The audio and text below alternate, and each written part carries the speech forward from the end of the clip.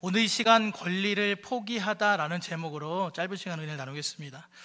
성도님들께서 잘 아시는 것처럼 제가 담당하고 있는 청년부가 올 여름에 굉장히 큰 그림을 그리고 있습니다. 이 단기 선교라고 하는 굉장히 큰 그림을 청년들과 함께 꿈꾸며 기도하며 또 그리고 있습니다.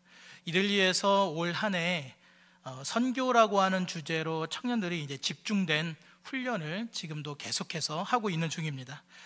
여러분, 우리 주변에는요, 복음을 모르거나 혹은 복음을 들었었지만 그리고 복음을 믿었지만 지금은 복음을 떠나가고 또 교회를 떠나간 사람들이 참 많습니다.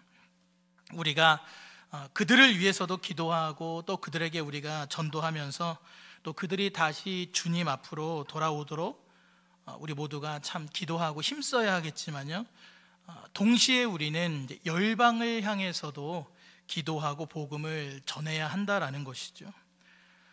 조사에 따르면요, 어떤 나라들은 또 어떤 사람들은 그 일평생 자신들의 인생에 단 한 번도 복음을 들을 기회가 없는 사람들도 있다고 하더라고요.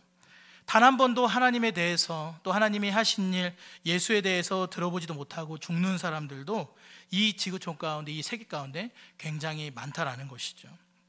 그래서 우리가 그들을 위해서 기도할 수 있어야 하고 또 우리의 사랑과 관심이 또 그들에게로 향해야 하는 것입니다. 이게 주님의 지상 명령이죠. 이게 저와 여러분이 받은 주님의 사명인 줄로 믿습니다. 오늘 말씀해 보면 바울이 그랬어요. 오늘은 특별히 이제 사도행전 16장 전체의 말씀을 전반적으로 함께 살펴보려고 합니다. 바울이 유대 지역만이 아니라 세계 열방의 복음이 전해지기를 원했고 또 자신이 직접 발로 뛰면서 복음을 전하고자 합니다. 그렇게 바울은 이제 아시아 지역을 찾아다니면서 복음을 전하고자 했는데요. 아시아 하니까 우리가 속한 이런 이 아시아 지역이 아닌가라고 생각하겠지만 이미 담임 목사님께서 여러 차례 설교를 통해서 말씀하셨죠. 성경에서 말씀하고 있는 아시아는 이제 지금의 튀르키예 지역을 이제 말합니다. 바울은 튀르키예 지역을 방문하여서 복음을 전하고 싶었으나 성경에 보면 예수의 영이 허락하지 않았다라고 하죠. 그렇게 바울이 아시아 지역이 아니라 환상을 통하여서 하나님이 성령이 주신 그런 환상을 통하여서 마게도냐 이제 지역에 갈 것을 말씀하세요. 그렇게 바울이 마게도냐를 가서 첫 발을 내딘 그 도시의 이름이 뭐냐? 바로 빌립보입니다. 빌립보. 오늘 우리가 읽은 이 본문의 배경이 바로 빌립보 지역이에요. 바울이요, 복음을 전하다가 이제 다른 곳에 가서 또 복음을 전하고 그러다가 다른 곳에서 복음을 전하다가 또다시 빌립보 지역을 방문해서 복음을 전하고 이렇게 바울이 이제 몇 차례 빌립보를 이제 병행하면서 방문하게 됩니다. 그러다가 빌립보 교회를 향해서 쓴 편지가 뭐냐? 오늘 저와 여러분이 가지고 있는 성경의 가운데 빌립보서가 바로 그 성경이에요, 편지. 그렇게 빌립보 지역을 이제 바울이 찾아가게 되죠. 하나님이 보여주신 환상을 따라서 이제 마게도냐로 가서 빌립보 도시에 딱 들어갔는데 당시 빌립보 지역이 어떤 지역이었냐면 로마의 식민지 가운데 있었던 도시였어요. 그렇게 바울이 빌립보 지역을 며칠을 보내던 중에 안식일이 됩니다. 안식일. 보통 안식일이 되면 유대인들이 어디를 갈까요? 어디에 모일까요? 회당이라고 하는 곳에 모이죠. 보통은 유대인들이 세워놓은 회당들이 곳곳에 있기 마련인데 바울이 빌립보 지역에 이 회당을 찾지 않은 것으로 보아서 당시 빌립보 지역에는 유대인들이 거의 없었다라고 많은 학자들이 그렇게 상황을 보고 있습니다. 왜냐하면 당시 이제 법에 의하면 유대인 남성주의였으니까 유대인 남성 10명이 되어야 유대인 회당 하나를 지을 수가 있었어요. 그런데 이제 아무래도 상황상 이 빌립보 지역에 유대 남성들이 모여지는 최소 10명이 되는 인원들이 없었으니까 회당을 짓지 못하지 않았을까라고 이제 추정을 하는 것이죠. 그래서인지는 몰라도 바울은 안식일에 회당이 아니라 강가에 갑니다. 강변으로 가요. 강가에 갔는데 여자들이 모여 있는 거예요. 왜 여자들이 모여 있었을까요? 우리 수유동에 보면 빨래골이 있죠. 빨래골이 왜 빨래골입니까? 옛날에 빨래를 하던 빨래터라고 해서 이제 빨래꼴이잖아요. 우리나라는 옛날에 보통 이제 강가의 여인들, 이제 흔히 안악내들이라고 하죠. 안악들이 이제 빨래를 했는데, 당시 빌립보 지역의 문화적인 배경에 의하면 유대 여인들, 남성들은 아니고 유대 여인들과 또 혹여나 이방 여인들 중에서 하나님을 믿은 그런 사람들, 하나님을 경외하는 이방인들이 자신들은 여인들이니까 정식 회당을 짓지는 못하고 어떤 정결 의식과 또 기도 모임 정도, 신앙을 가지고 있는 사람들이니까 기도 모임 정도를 위해서 강가에 모였다는 좀 기록들이 있습니다. 신앙을 가진 여인들이 회당은 없고 모이긴 모여야겠는데, 그래서 강가에서 신앙적인 모임을 갖고 거기에서 기도하면서 신앙의 유익을 추구한 거죠. 그래서 바울이 안식일에 강가를 찾았던 거예요. 그리고 바울은 그곳에서 누굴 만나냐면 루디아라고 하는 자주 옷감 장사 여인을 만나게 됩니다. 옷감을 사서 구입을 해서 자주색으로 염색하던 여인이었어요. 당시는 이제 자주색, 어떤 붉은 계열이 굉장히 비싼 옷감이었습니다. 염료였어요.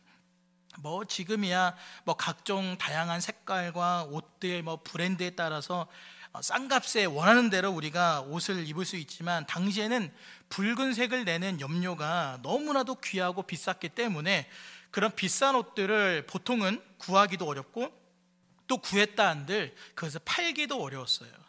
고가의 이 옷감들이다 보니까 일반인들이 아니라 고위층 부자들을 상대로 이 루디아가 팔았다라고 이제 생각이 되는 거죠.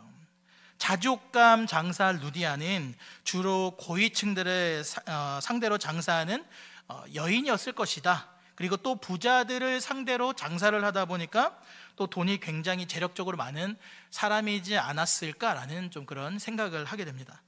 그런데 오늘 성경은 이 여인을 향해서 뭐라고 하냐면요, 하나님을 섬기는 루디아, 이렇게 소개를 하고 있어요. 그렇게 바울은 안식일에 기도하려고 강가에 갔다가 모여있던 여인들 가운데 하나님을 섬기던 루디아를 만나게 되었고, 바울과 이 여인이 서로 대화를 하면서 복음을 막 나누고 있던 중에 루디아가 반응을 합니다. 그리고 루디아뿐만이 아니라 모든 가족들까지도 이후에 다 믿게 되었고, 심지어 바울에게 모든 가족들이 다 세례까지 받게 됩니다. 이때 루디아가 바울에게 이런 제안을 해요. 우리 16장 15절을 함께 읽겠습니다. 그와 그 집이 다 세례를 받고 우리에게 청하여 이르되, 만일 나를 주를 믿는 자로 알거든 내 집에 들어와 유하라 하고 강권하여 머물게 하니라. 당신들이 생각하기에 내가 진짜 예수 믿는 사람으로 믿어지고 여겨진다라면 당신들 이제 우리 집에 와서 좀 머무십시오. 우리 집에서 좀 유숙하십시오. 그렇게 바울은 빌립보 지역의 이 사역의 첫 열매로 루디아라고 하는 여인을 만나게 되고요, 그 여인의 가정까지 전부 다 구원을 얻게 됩니다. 그런데 갑자기 불청객이 나타나는 거예요. 16절을 함께 읽겠습니다. 우리가 기도하는 곳에 가다가 점치는 귀신 들린 여종 하나를 만나니 점으로 그 주인들에게 큰 이익을 주는 자라. 갑자기 복음에 방해가 생겨요. 귀신 들린 여종을 만납니다. 그런데 이 여종이요, 바울의 무리를 막 쫓아다니면서 소리를 지르는데 뭐라고 소리 지릅니까? 17절, 그가 바울과 우리를 따라와 소리질러 이르되, 이 사람들은 지극히 높은 하나님의 종으로서 구원의 길을 너에게 전하는 자라 하며, 지극히 높은 하나님의 종으로서 구원의 길을 전하는 자들이다. 여러분, 이거 맞는 말입니까? 틀린 말입니까? 안 맞는 말인가요? 맞는 말이죠. 지극히 높은 하나님의 종이잖아요, 바울과 실라가. 그리고 그들이 전하는 것은 구원의 길을 전하는 것이 맞습니다. 분명히 맞는 말인데 왜 이게 복음 전도에 도움이 되지 않았을까 생각이 드는 거죠. 점치는 귀신 들린 여종이 바울의 일행을 막 따라다니면서 이 사람들이 하나님의 종이다, 이 사람들이 구원의 길을 전한다, 이 증언해주면 제가 볼 때는 썩 좋은 것 같은데, 도움이 될 것 같은데, 당시 이제 헬라 문화권에 살던 사람들에게 이 지극히 높은 하나님이란 표현은요, 믿는 유대인들에게는 구원의 이스라엘의 하나님, 구원의 하나님이다 라고 생각되겠지만, 이 헬라 문화권에 살고 있던 많은 사람들에게는 절대자, 어떤 그리스 신화에 등장하는 제우스, 이 제우스를 가리키는 말이기도 했기 때문에 사실상 이제 복음을 훼손하고 이제 왜곡시키는 말이기도 했던 거죠. 그러니까 바울이 복음을 전하면서 그들에게 지극히 높은 하나님을 설명하고 구원의 길을 설명하는 것과 귀신 들린 이 여종이 저들은 지극히 높은 하나님의 종들이고 구원의 길을 전하는 자들이라 할 때 그 해석이 서로가 다른 거예요. 본 뜻이 아닌 거죠. 그래서 사실 결론적으로 바울에게는 도움보다는 방해와 어려움이 됐던 겁니다. 그래서 성경에 보니까 바울이 굉장히 심히 괴로워해요. 그리고 이 여인을 온전케 해줍니다. 막 괴로워서 힘들어하다가 이 여인을 온전케 해줘요. 귀신을 이제 떠나가게 해준 거죠. 그래서 이 일로 인해서 바울과 실라가 고발을 당하게 됩니다. 고발을 당해서 사람들 앞에서 막 옷이 찢기고 수치를 당하고 매를 많이 맞고 막 감옥에 들어가게 되는데요, 성경에 보니까 그냥 옥도 아니에요. 깊은 옥이라고 합니다. 깊은 옥. 그리고 발에 착고가 채워집니다. 족쇄가 채워진 거죠. 그리고요, 이제 우리가 주일학교 때부터 이제 신앙생활 하셨던 분들은 참 많이 전도사님들이 참 많이 설교하셨던 그 유명한 내용이 여기에서 나옵니다. 감옥 안에서 바울과 실라가 찬양하고 기도하기 시작하는데 갑자기 뭐가 생깁니까? 지진이 일어나죠. 지진이 나서 옥토가 흔들리고 옥문이 다 열렸는데 간수가 자다가 딱 깨서 보니까 아니 이게 무슨 일이야? 이게 도대체 무슨 일이야? 문이 다 열려있네. 죄수들이 다 도망갔나 봐. 이런 생각이 드니까 이거 죄수들을 지키지 못한 이 책임을 분명히 나에게 물을 텐데 나는 분명히 죽음을 면치 못할 것이다. 차라리 내가 고통당하고 수치스럽게 죽느니 차라리 자결하자 싶어서 죽으려고 하던 그 순간 바울이 뭐라고 합니까? 잠깐! 여기에 우리 다 모여 있습니다. 죽지 마십시오. 했던 그 사건이 바로 여기에 나오게 됩니다. 여러분, 감옥에 묶여 있는 사람들은 당연히 자유를 갈망하잖아요. 자유를 갈망합니다. 언제든지 마음 같아서는 당장이라도 막 도망가고 내빼고 싶은데 이 창살에 굳게 갇혀 있으니까 도망가지 못하는 거잖아요. 그러던 중에 갑자기 지진이 일어납니다. 흔들리면서 굳게 닫혀있던 그 문들이 다 열려졌어요. 그런데 이 사람들이 도망을 안 가고 바울한테로 다들 모이는 것이죠. 어떻게 과연 이들이 이럴 수가 있었을까? 생각해보면 25절에 힌트가 있습니다. 우리 25절 같이 합독하겠습니다. 한밤중에 바울과 실라가 기도하고 하나님을 찬송함에 죄수들이 듣더라. 감옥에 갇혀 있을 때 바울과 실라가 찬양하고 기도하는 그 모습을 보면서 죄수들 마음 가운데 어떤 깊은 감화와 감동이 있었던 걸로 보여집니다.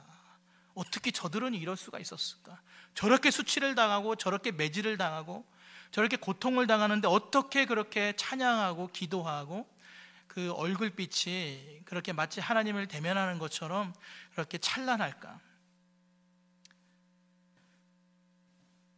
그리고 그래서 옥문이 다 열리고 했었지만 이 죄수들이 도망가거나 자유를 찾아서 떠나지 않고 전부 다 바울과 함께 있었던 거예요. 그리고 그걸 본 간수가 어떻게 하여야 내가 구원을 얻겠습니까? 라고 물었고, 이때 바울이 또 뭐라고 합니까? 유명한 말씀이죠. 주 예수를 믿으라. 그리하면 너와 내 집이 구원을 받으리라. 이 말씀이 여기에 나옵니다. 그리고 간수장과 그 가족들이 전부 다 예수님을 믿고 그렇게 구원을 얻고, 이들이 바울과 실라의 상처를 다 물로 깨끗하게 씻어줘요. 그리고 같이 먹으면서 큰 기쁨을 누리고, 또 다음날 아침에 다시 바울과 실라와 죄수들이 다시 감옥 안으로 들어가게 되는 거죠. 그런데 이제 다음날 아침이 됐습니다. 지진이 나고 옥토가 흔들리고 문이 열렸지만 그 어떤 죄수도 하나 도망가지 않았더라, 다 모여 있더라. 이 소식을 간수의 상관들이 보고를 이제 받게 됐겠죠. 충격을 받은 거예요. 도망갔어야 저 사람들이 왜 안 도망갔는가? 자신들이 바울과 실라에게 그 큰 수치를 주고 때리고 깊은 옥에 가두고 착고까지 채워뒀는데 이 도망가지 않았던 사실에 굉장히 충격을 받은 것이죠. 그래서 다음날 뭐라고 하냐면요, 야 너희들 그냥 나가라 라고 해요. 나가라. 36절에 보면 상관들이 사람을 보내어 너희를 놓으라 하였으니 이제는 나가서 평안히 가라 하거늘. 지금의 법이나 우리의 상식으로는 아무리 고위관직에 있는 사람이라 할지라도 자기들 딴에는 어쨌거나 죄수로 제목을 가지고 잡아두었는데 그렇게 자기의 기분에 따라 풀어줄 수 있는지 이해가 안 가지만 바울 당시는 그게 가능했나 봅니다. 느닷없이 바울한테 나가라고 해요. 평안히 가라. 그런데 바울이 뭐라고 하냐면요, 우리 37절을 함께 읽겠습니다.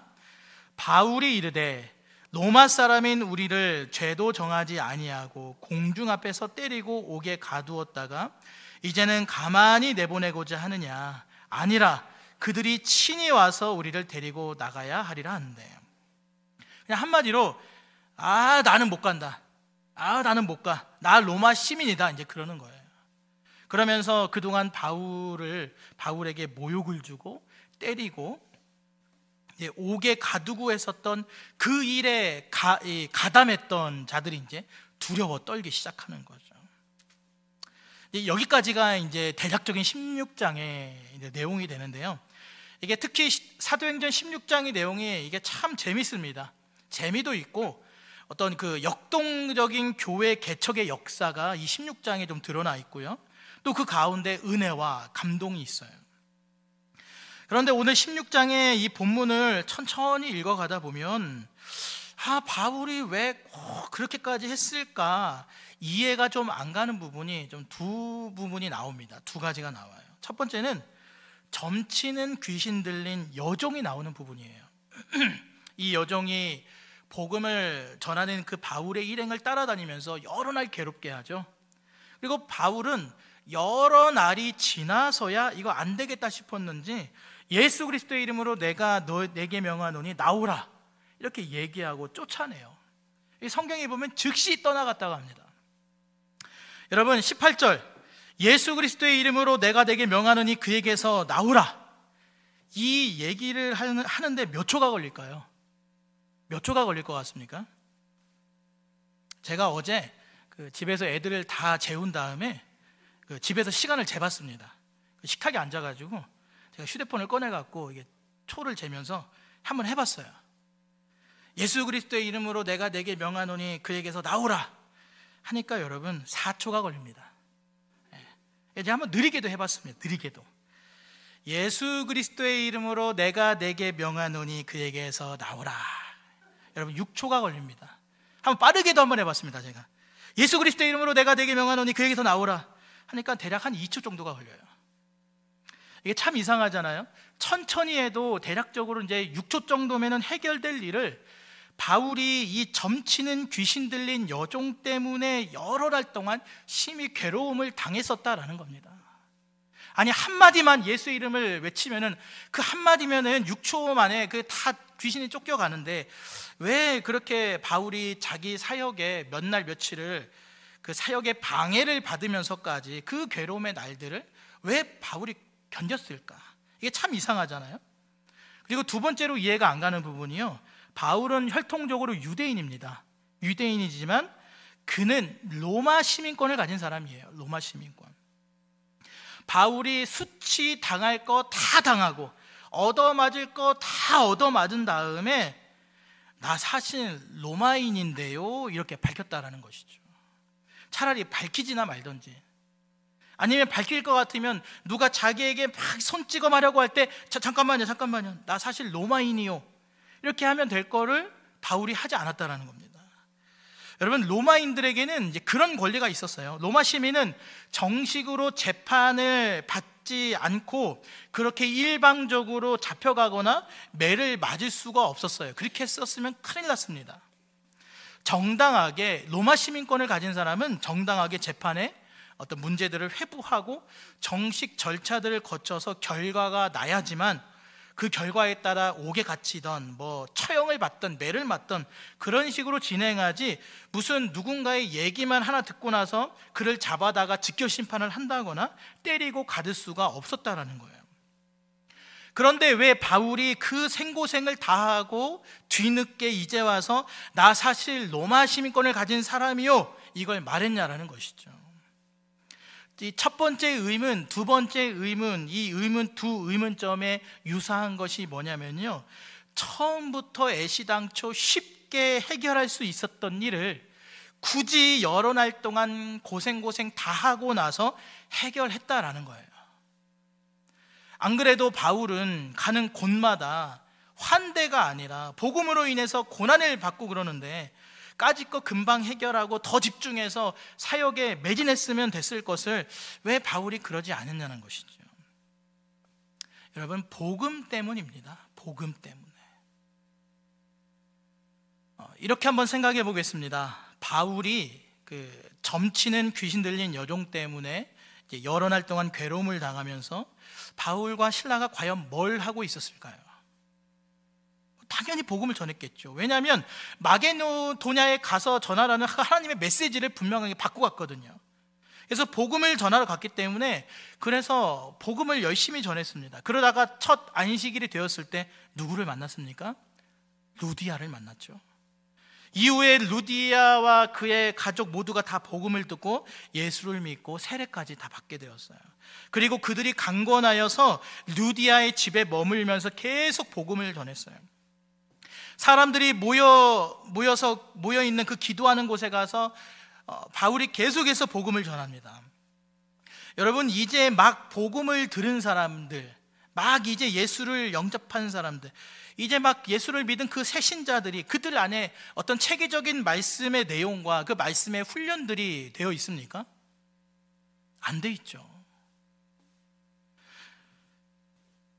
그들이 예수님을 영접하기는 했지만 어느 정도 그들이 든든히 서 가기까지, 그들이 예수님을 확고하게 믿을 때까지 바울과 실라는 시간을 가지고 그들을 가르쳐야만 했던 거예요. 오늘 마지막 성경 구절입니다. 40절 함께 읽겠습니다. 시작. 두 사람이 옥에서 나와 루디아의 집에 들어가서 형제들을 만나보고 위로하고 가니라. 바울과 실라가요, 자신이 로마 시민권을 가진 사람이라는 것을 밝히고 옥에서 나와서 그들이 간 곳이요, 루디아의 집이에요. 그리고 형제들을 만나봅니다.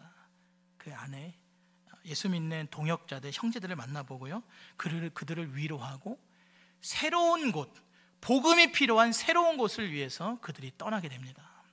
여러분, 이게 지금 어떤 장면이냐면요, 지금 루디아의 집이 교회가 된 거예요. 그의 집에 교회가 세워진 겁니다. 개척교회가 세워졌어요. 바울과 실라가 루디아의 집에 머물면서, 강권하여서 머물면서 복음을 전하고 그곳을 복음의 전초기지로 삼고 그곳에서 복음을 가르치는 사이에 어느 순간 교회가 그 루디아의 집에 세워진 것이죠. 그리고 옥에서 나와 바울과 실라가 그들에게 안부를 전하고 이제 빌립보를 떠날 수 있었던 만큼, 그만큼 그들이, 그 개척교회가 준비가 된 거예요. 복음에 흔들리지 않을 만한 준비가 된 것입니다. 다시 말하면 바울과 실라에게는 그들을 가르치고 훈련시킬 시간들이 필요했던 거죠. 당시 빌립보의 그 지역의 영적 상태라던가 종교적인 분위기는요, 가히 참담했습니다. 우리 19절을 자세히 보세요. 19절. 여종의 주인들은 자기 수익의 소망이 끊어진 것을 보고 바울과 실라를 붙잡아 장터로 관리들에게로 끌어갔다가, 잘 보세요. 점치는 여종에게 주인이요, 한 사람이 아니었어요. 한 사람이 아니었어요. 여러 명입니다. 여러 명. 이게 지금 이 여종에게 마치 어떤 주식을 사는 것처럼, 투자하는 것처럼 투자한 건지 어떤 건지 정확하게는 모릅니다. 그러나 주인이 여러 명 있었다라는 거죠. 귀신 들린 그 불쌍한 그 여인에 대해서 여러 명의 주인들이 그를 통해서 큰 수익을 얻고 있었던 거예요.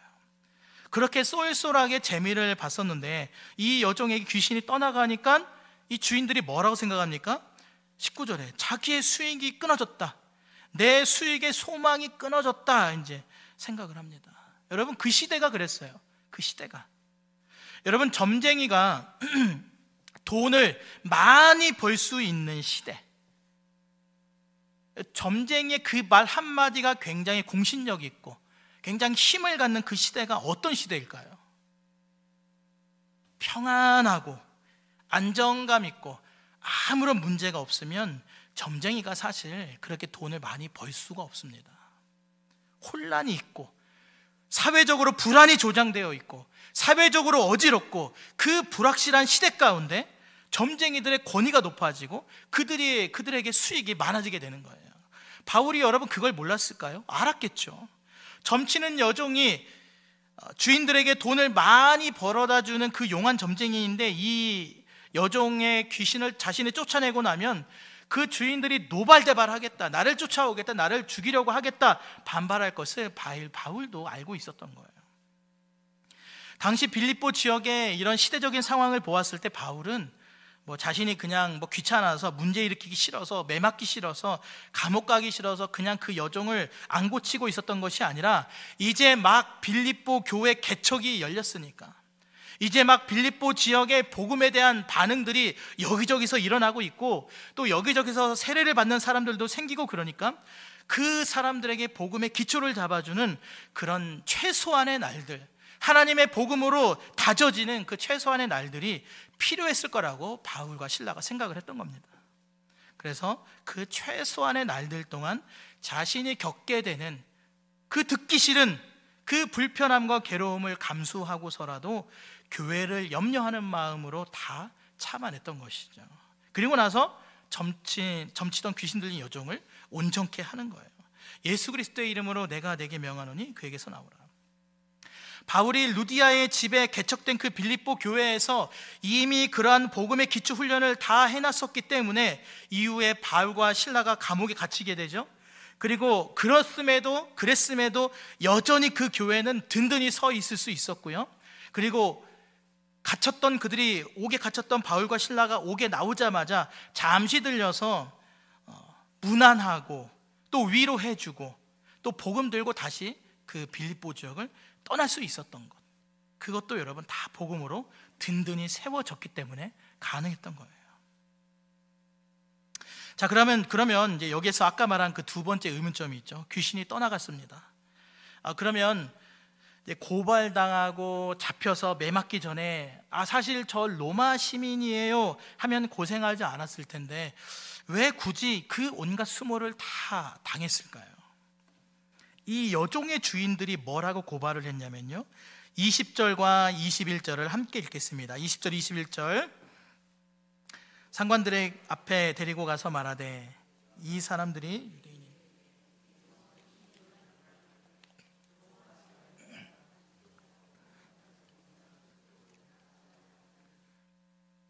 사실은 자신들의 큰 경제적인 이익, 밥벌이가 끊어졌기 때문에, 그래서 막 이 사람들이 막 화가 나가지고 이거 내가 그 여종한테 투자한 게 있는데 내가 원금을 회수하지 못했다, 사실 이게 원인이었거든요. 그런데 막상 고소하기로는 이 사람들 바울과 실라가 그들은 유대인이라는 거예요. 이들은 유대인인데 그 유대인들이 우리 빌립보 성을 요란하게 한다. 그래서 로마 사람인 우리가 받지도 못하고 행하지도 못할 그런 이제 풍속들을 전한다, 이렇게 고소를 하죠. 당시 빌립보 도시는요, 해상에 있었어요. 육로, 이 해상 모두 굉장히 교역이 활발한 교통의 요지가 빌립보입니다. 경제적으로 매우 풍요로운 도시였고요. 그리고 또 기록에 보니까 당시에 금광이 엄청나게 발견됐었다고 합니다, 빌립보 지역에. 그래서 정치적으로도 군사적으로도 굉장히 중요한 요충지였어요. 그래서 로마가 이 빌립보 지역을 특별 식민지로 삼습니다. 너희들은 좀 다른 식민지랑 좀 다르다, 특별 식민지로 삼고, 그래서 당시 이탈리아 사람들, 로마 시민들에게 부여했던 그 시민권의 권리를, 그 특권을 빌립보 도시에 살던 사람들에게도 동일하게 부여를 했던 거예요. 그러니까 이들에게 자랑은요, 로마 시민권이에요. 우리는 본래 로마 사람이 아닙니다. 그들은 본래 로마 사람이 아니에요. 그런데 그 지역적으로 워낙에 풍요롭고 요충지다 보니까 내가 너희들한테 좀 좋은 것을 주겠다 하면서 로마 시민들에게 부여했던 그 시민권의 권리, 그 특별한 권리를 빌립보 사람들에게도 동일하게 준 것이죠. 그래서 굉장히 빌립보 사람들은 야, 나는 본토인은 아닌데 나는 로마 사람이야, 굉장히 이제 자부심이 있었어요. 그래서 마치 자신들이 무슨 로마 본토 사람들인 것처럼 로마의 관습을 따랐고요, 로마의 정신을 따랐고요, 로마법을 준수했고요. 이제 그렇게 하면서 그들이 살아갔습니다. 이제 그래서 이들이 그것을 악용하여서 바울과 실라를 고발한 거예요. 귀신을 쫓아내서 내 돈벌이가 끊어졌어 라고 하는 것은 고소할 감이 안 되니까 저 유대인들이 로마 시민권을 가진 우리 빌립보 사람들한테 뭐 이상한 풍속들을 전한다, 이렇게 고소를 했던 거죠. 여기에서 바울은요, 세상 권세, 그 빌립보에 가득 찬 그 로마 시민권의 자부심, 그 특혜와 그 특권을 누리고자 하는 마음, 바울은 그 모든 걸 다 포기합니다. 세상의 방법과 다르게 하기로 그가 결정을 했어요. 그런 포기가 있었기 때문에 빌립보 그 깊은 옥에서도 하나님이 주시는 평화와 그 은혜를 누릴 수 있었던 것이죠. 그래서 그곳에서 찬양할 수도 있었고, 그래서 그곳에서 기도할 수 있었고, 자유를 갈망하던 죄인들이 그 활짝 열린 용문 앞에서도 바울에게로 그들이 막 몰려들었던 것은 자신의 모든 권리를 포기하고 오직 복음 하나, 이 복음을 붙들었었기 때문에 복음의 감화와 역사를 그가 경험할 수 있었고, 이후에 간수와 그 가족들이 회심하는 그 놀라운 그 복음의 역사를 경험할 수가 있었던 것입니다. 여러분, 그러면 왜 바울이 이제 옥을 떠나기 전에 마지막 떠날 때 나 로마 시민이요, 왜 그때가 돼서야 밝혔을까요? 억울해서가 아닙니다. 로마 시민권을 가진 사람은 정식 재판을 거치지 않고 매를 맞을 수 없었는데 바울이 맞았잖아요. 그러면 빌립보 감옥의 그 책임자들이 엄청나게 큰 잘못을 하게 된 겁니다. 그래서 그들이 크게 두려워하게 됐죠. 바울이요, 군소리 없이 조용하게 얻어맞아 가지고, 그래서 사실은 그가 갑이 된 거예요. 바울이 이렇게 마지막에 밝힌 이유는 이제 여러 가지 정황상 당시 이제 막 개척하고 시작한 그 교회, 그 연약하고 작은 교회를 지키기 위한 수단으로 그런 결정을 하게 됐던 걸로 보입니다. 바울이 떠나가게 되면 빌립보 교회가 남죠.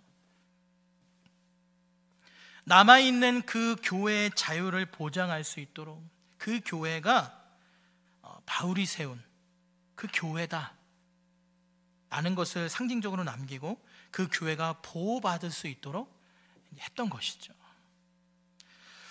여러분, 당시 사람들은요, 큰 돈을 주고서라도 로마 시민권을 다들 얻고자 했어요. 자기 인생에 번 돈을 다 투자해서라도 얻고자 했던 것이 로마 시민권이었습니다. 야, 이것만 있으면 내 인생 피는 거야. 야, 떵떵거리며 살 수 있어. 보호받을 수 있어. 이제 나는 로마 시민이기 때문에 아무도 나를 못 건드려. 그런 특권이에요. 그러나 바울은 자신에게 이미 주어졌던 그 특권, 이 로마 시민권을 자신을 보호하는 데 사용하지 않고 자기 자신을 내세우기 위해 사용하지 않았다는 것입니다. 그러면 그 자신의 로마 시민권을 언제 세웠습니까? 복음을 위해서. 교회가 복음으로 든든히 세워져 가기 위해 자신의 특권을 사용했어요. 오늘 이 시대에 믿음을 가진 많은 사람들이 복음 때문에 손해보는 것을 극도로 꺼려합니다. 저도 피해갈 수 없고요, 저조차도 그러할 때가 있죠. 아무도 복음 때문에 손해보려고 하지 않아요. 우리는 종교의 자유가 있어요. 믿는 것이 자유인 나라에 살고 있지만 사실은 예수님을 믿으면서 그 진리 때문에 우리는 고통당하고 싶어 하지 않고, 예수님 때문에, 복음 때문에 우리는 결코 손해보고 싶지 않아 하는 것이 우리의 솔직한 모습이죠. 예수님을 믿어도 내 일신상의 손해가 없는 선에서 예수님을 믿고 따르려고 하는 우리의 민낯을 우리는 보게 됩니다. 그러나 오늘 바울은 달랐어요. 자기가 조금 손해보더라도, 자기가 조금 더 어렵더라도, 자기가 조금 더 괴롭더라도요, 세상의 방법과는 반대로 갔고 복음을 위해 기꺼이 헌신하고 수고하고 기꺼이 매를 맞기로 결단했다라는 것입니다. 그래서 이후에 복음의 열매가 맺혀져 갔고요, 교회가 진전을 이룹니다. 하나님 나라의 역사가 막 이루어지게 돼요. 나중에 이제 빌립보 교회에 보낸 그 바울의 편지에 이런 내용이 나오는데요, 우리가 잘 아는 말씀이죠. 빌립보서 4장 12절과 13절 함께 읽겠습니다. 나는 비천에 처할 줄도 알고 풍부에 처할 줄도 알아. 모든 일 곧 배부름과 배고픔과 풍부와 궁핍에도 처할 줄 아는 일체의 비결을 배웠노라. 내게 능력 주시는 자 안에서 내가 모든 것을 할 수 있느니라. 아멘. 바울이요, 나는 비천에 처할 수 있다라는 거예요. 내게 능력 주시는 자 안에서 나는 비천할 수 있다. 나는 배고픔에 처할 수 있다. 당연히 궁핍할 수 있다. 물론 풍요로울 수도 있고 풍부할 수도 있지만 잘 되는 것뿐만 아니라 나는 내게 능력 주시는 자 안에서 나는 가난할 수 있다, 이거예요. 바울이 이 편지를 누구에게 보냈습니까? 자기가 복음 때문에 옥에 갇히고 복음 때문에 매를 맞고 복음 때문에 심히 괴로워하고 어떻게든 복음으로 그 작은 교회를 세워보려고 그 고군분투했던 그 빌립보 교회에 바울이 이 편지를 보냅니다. 그런데 여러분, 여기에서 또 놀라운 게 뭐냐면요, 바울이 감옥에 혼자 갇히지 않았죠. 누구랑 갇혔습니까? 실라하고 같이 갇혔어요. 실라. 그런데 이 둘 중에 바울만 로마 시민권자였냐? 아닙니다. 실라도 로마 시민권자였어요. 바울과 실라 둘 다 로마 시민권을 가지고 있었다라는 거죠. 그들이 억울하게 매맞기 전에, 수치를 당하기 전에, 옥에 갇히기 전에 실라가, 바울은 입을 다물고 있더라도 실라가 사실 저는 로마 시민권자입니다 할 수도 있는 거죠. 그런데 실라가 그러지 않았어요. 둘 다 아무런 그런 얘기를 하지 않았습니다. 다시 말하면 이 두 사람은요, 복음을 위해서 함께 고난당하기로 서로 약속이 되어 있었던 거예요. 둘 다 자신이 가진 모든 특권과 특권까지도 오직 복음을 위한 수단으로 사용하기로 합의된 믿음의 공동체였다라는 것이죠. 오늘 저와 여러분의 그 개개인의 삶과 또 우리 교회 믿음의 공동체들, 또 사랑방과 전도회와 교구 여러 가지 소그룹 모임 등등 우리 모든 공동체가 이런 믿음의 공동체가 되기를 소망합니다. 한 개인의 믿음을 넘어서서 우리가 함께 복음을 위해 수고하기로 결단하는 공동체로, 믿음의 지체들로, 믿음의 가족들로, 믿음의 동역자들로 세워지는 은혜가 있기를 소망합니다. 이번에 청년들이요, 이렇게 복음을 위한 믿음의 공동체로 우리 청년부 내에서 합의를 했어요. 그 젊은 청년들이 그 오랜 시간, 그 몇 날 며칠, 그 비싼 돈 내고, 지금 청년들도 굉장히 용돈을 모으고 있거든요.